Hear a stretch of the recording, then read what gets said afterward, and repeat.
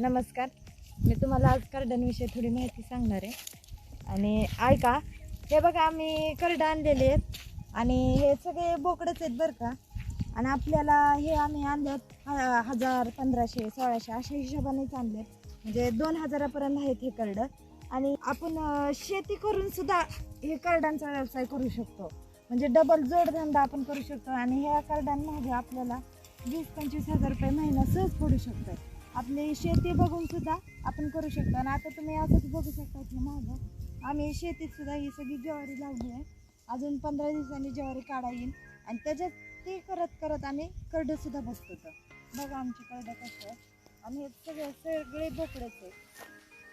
आणि जर आपण ही अशी छोटी छोटी बोकडं जर आणली तर त्यांना आपण गहू पेंड असं चारून सुद्धा ते सुधारतात. म्हणून त्यांना रोज सकाळ संध्याकाळ थोडी का आहे ना मूठ का आहे ना त्यांना गहू आणि पेंड चालू करायचे. कारण की ती करडं आहेत ना पटकन सुधारतात, म्हणजे लवकर सुधारतात आणि त्यांची तब्येत पण चांगली होते.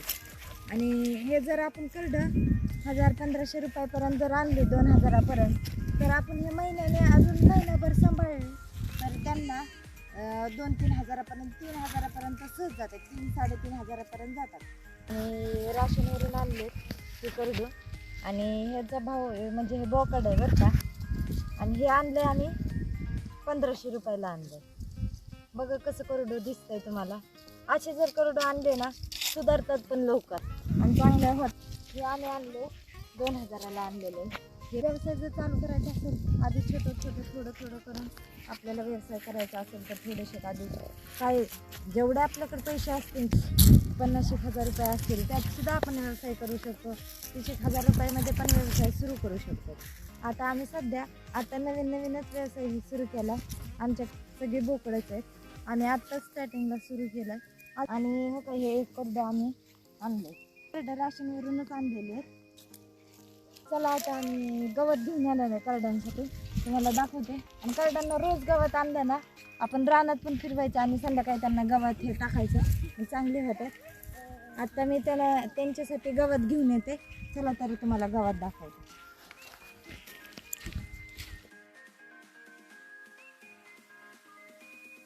चला आता असंच जाऊयात कडे लिंबाच्या आणि तिथं गवत आहे.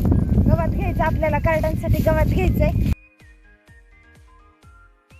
एखाद्या वेळेस आपल्याला जर काही काम असेल तर आपण करड्यांसाठी गवत आणून ठेवू शकतो. आणि गवत आणून ठेवायचं आणि त्यांना अशा मुठी बांधायच्या. तुम्हाला मी पुढच्या व्हिडिओमध्ये दाखवते आम्ही करड्यांना कशा मुठी बांधतो ते.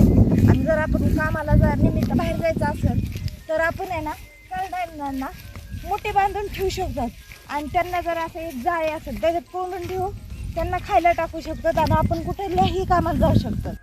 आणि असं काही नाही, बिनधास्त आपण करड्यांना बांधून कुठल्याही कामाला जाऊ शकतो. हे बघा आम्ही करडं बघत ही ज्वारी पण पेरली. आणि ह्याच्यातला आता अजून 15 दिवसात ज्वारी काढायची. ह्याच्यात बघा किती गवत आहे, हिरवंगार एकदम. असं जर करड्यांना खायला असेल तर करडं पण खातात चांगलं. गवत पण निघत नाही. ही ज्वारी आहे. ज्वारीमध्ये हे पाणी दिल्यामुळे इतकी हिरवीगार ज्वारी आहे. बघा मी गवत घेते. आता असं गवत घ्यायचं करड्यांसाठी.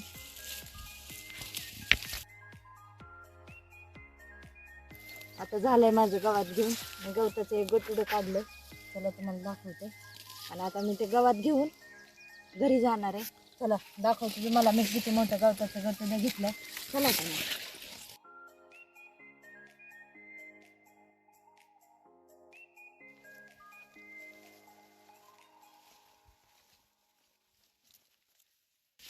हे बघा एवढं गवत घेतलंय मी. आणि आता हे तडूप आहे ह्या तडपामध्ये बांधणार आहे आणि घेऊन जाणार आहे. कशा पद्धतीने बांधायचं ते मी दाखवते.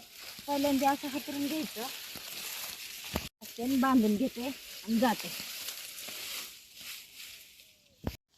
चला आता गवत घेऊन चालले मी.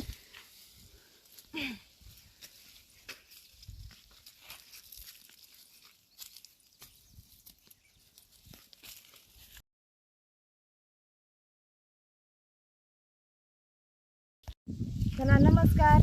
आता भेटूया पुढच्या व्हिडिओमध्ये. मला अजून असेच नवीन व्हिडिओ मी दाखवत राहीन. चला टाटा बाय.